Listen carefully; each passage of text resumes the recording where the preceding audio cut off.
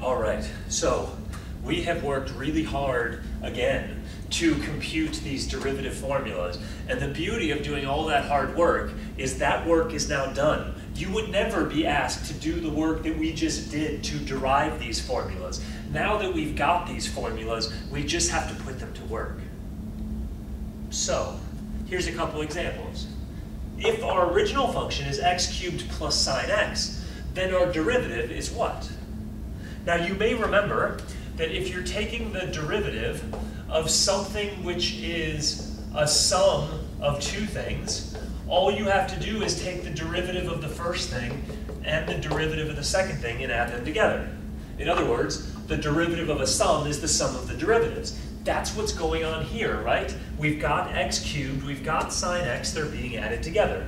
So to find the derivative, all we have to do is take the derivative of x cubed, put a plus sign, and take the derivative of sine, which the derivative of sine we know is cosine. So that part is done. And the derivative of x cubed, you may recall the fact that the derivative of x to the n is n times x to the n minus 1. In effect, you bring the power down and reduce the power by 1. So bring the power down in front, that's a 3. Reduce the power by 1, that's x squared. Problem solved.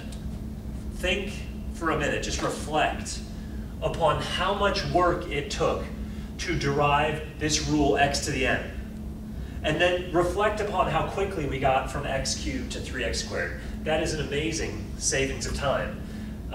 Think about how much time and effort it took to get from the derivative of sine x to cosine x.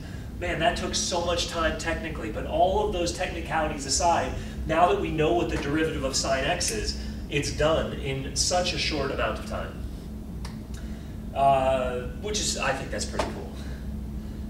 A sign that the hard work I guess we've been putting in is sort of worth it, because now we get the results quickly. And this function, it is not clear what this looks like.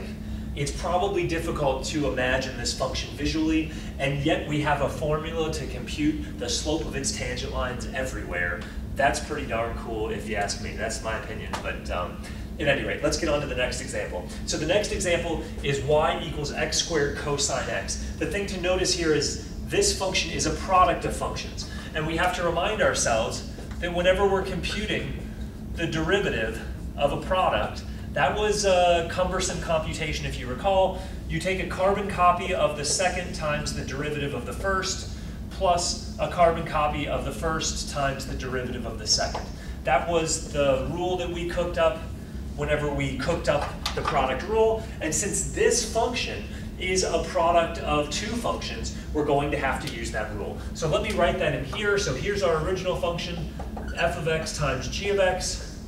When you take its derivative, the result is carbon copy of the first times the derivative of the carbon copy of the second times the derivative of the first, plus carbon copy of the first times derivative of the second. So what is this going to be? Well, carbon copy of the second, that is cosine x. If you multiply that by f prime, you're multiplying that by the derivative of x squared. The derivative of x squared is, well, x squared, take the derivative, bring the power down. That's 2x, reduce the power by 1, 2x to the first. Because, well, something to think about here, what? X squared, when you take the derivative of this, that's going to be 2 times x to the first.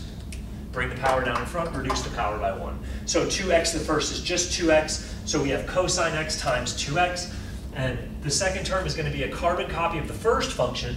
That's a carbon copy of x squared times g prime. That's the derivative of cosine. And what's the derivative of cosine?